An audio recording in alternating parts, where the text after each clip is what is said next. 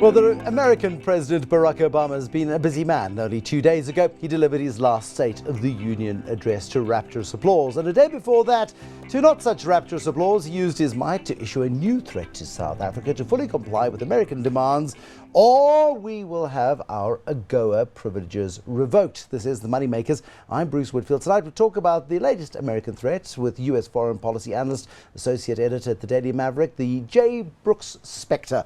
You can call him Brooks, though. He doesn't mind being called Jay either. And also joining the debate, Kevin Lovell, Chief Executive of the Poultry Association of South Africa, a man very familiar, intimately involved with the AGOA trade deal discussions. Is this Barack Obama being a classic imperialist bully boy?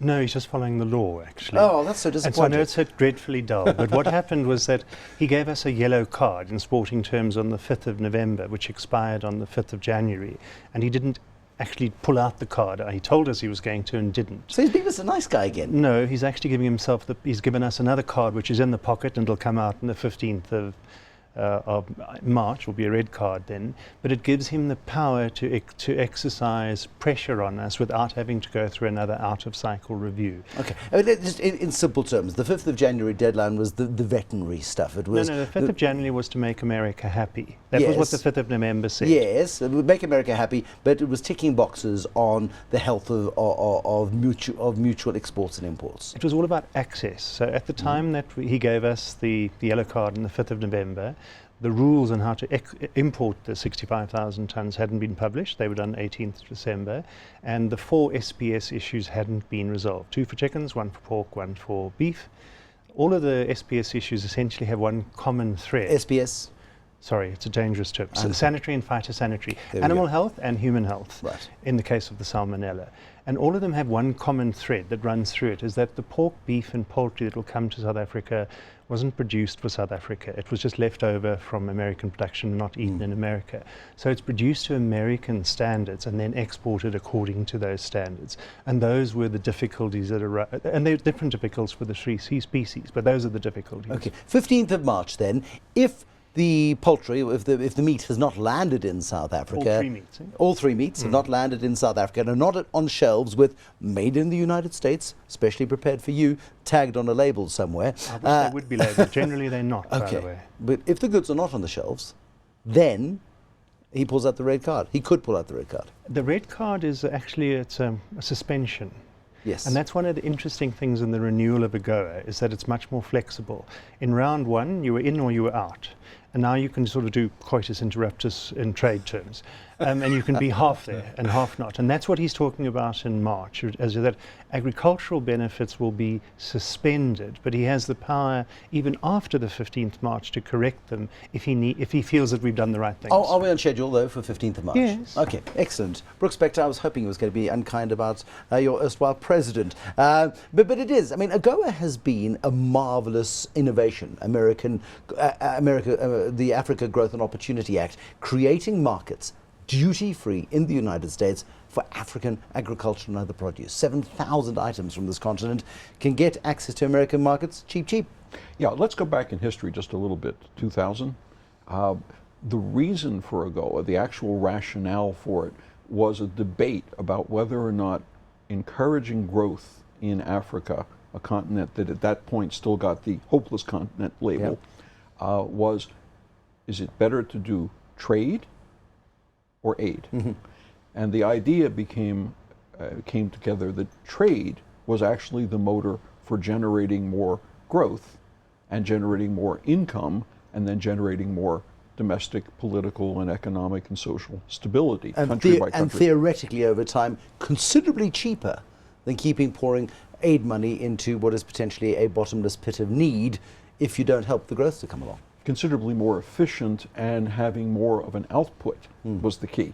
And the idea then was that if you could create more products that would be exported and receive duty-free status in the U.S., all right, the duties are not enormous, but when you're talking comparative advantage on trade, it's a little bit that makes a huge difference. And once a market becomes habituated to a particular product, it is much harder to stop that than it is to start afresh. But there are rules and regulations. Of course. And everybody's got to play by those rules. And Barack Obama has played firm ball, not hard ball, but firm ball within the law. And he's sort of saying, we have rights as America, you have rights as Africa, we're offering you a market. We've set up the rules. Have rights as Africa. Our right as Africa is say thank you, or to say no thank you. There's a right is access to market. Come on, be fair. No, let's be fair. Opportunity is access to market. Because it's U.S. law rather than a negotiated trade agreement, it's a unilateral concession, AGOA and entrance privileges. But a concession nevertheless. Well, it's a concession by the United States in accordance with law. And what that means, though, is that the automobile assembly sector here was able to take advantage of it and was largely created for that purpose. All those luxury German-style sedans that go to the United States, they get in under AGOA preferences. Yeah. And because that's true, you have thousands of people in factories making high-tech cars in jobs that are a whole lot better than low-tech pick and shovel work.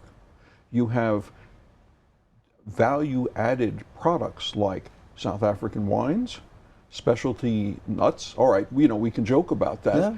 But if you're a wine farmer in Stellenbosch, you're delighted with AGOA because you get to put the stuff in the bottle at exactly the same cost as it would if you put it on a macro shelf. Now you can send it off to America. Those nice people pay dollars. So they're big winners. But who are the other big winners in this? Well, one of the other remember, this is for Africa, although we're only fighting about South Africa at the moment.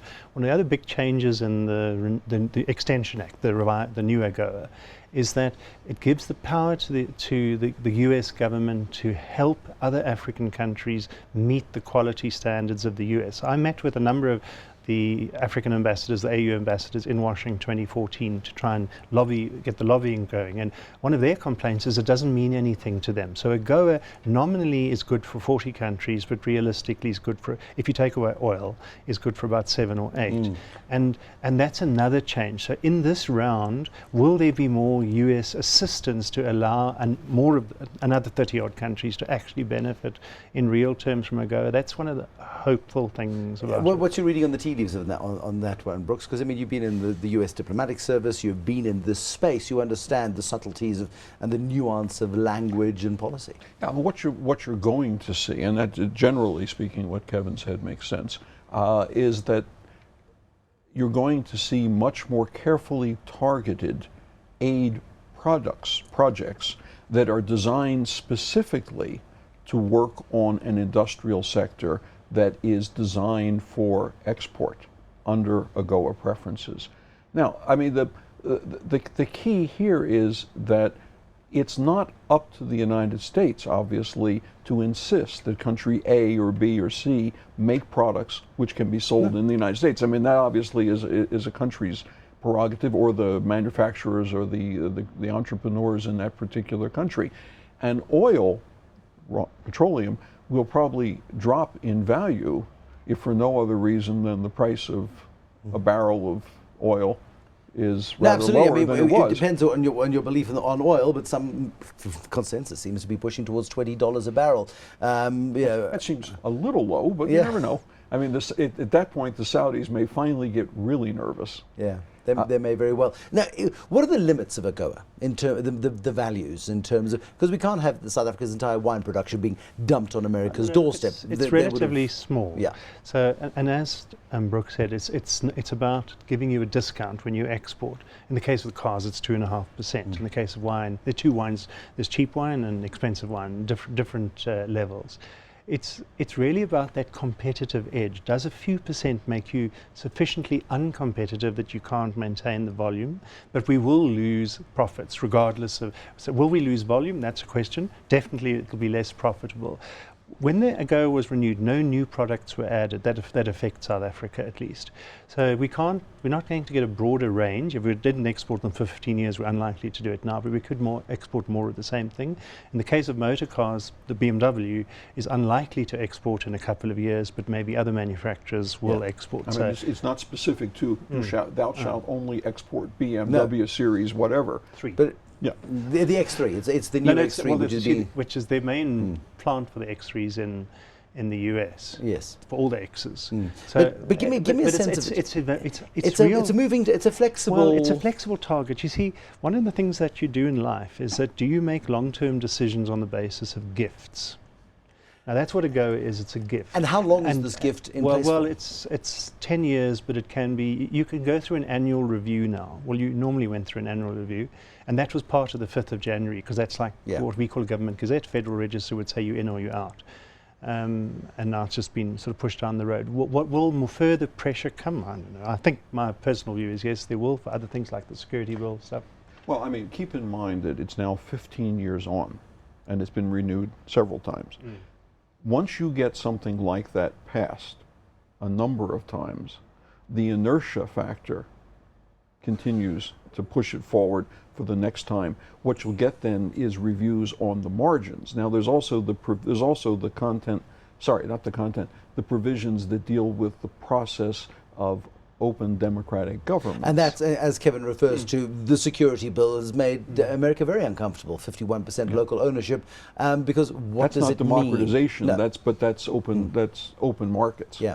And so, transparent markets. I mean, in your experience in the diplomatic service, you understand how arms are twisted and how leverage is gained. Or kisses on the forehead. Or how kisses on the forehead or anywhere else. Actually, that's the target for the bazooka. Or kisses anywhere else on any part of the anatomy that may be required in order to get deals through. Is this America going to use its leverage then to foment a more open, more democratic, more transparent business environment as well? Well, I mean, that was, after all, implicit in the theory of creating AGOA in the first place, that you're going to generate more trade. You're going to generate more industrial or product production. That's going to create domestic stability, domestic economic growth. That leads to political stability, and handmaiden to that, of course, is an open government that is more democratic in its nature. The theory of it was all these things go hand in hand down the highway. Would AGOA pass again in 5 years' time, or 10, or be reviewed in a different way?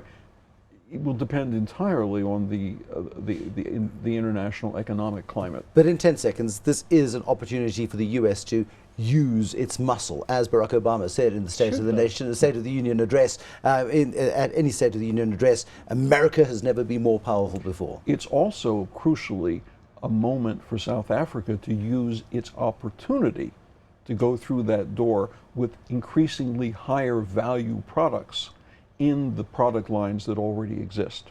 That's the key. And at that point, we have to leave it. Apologies cutting you short. The Associate Editor of the Daily Maverick, J. Brooks Spector, and CEO of the Poultry Association of South Africa, Kevin Lovell. Lots of work still to be done on that particular front, particularly when it comes also to assisting other African countries to come up to standards that the United States finds acceptable. You would know that KFC and Nando's, with varying degrees of success, for example, have operated in Nigeria.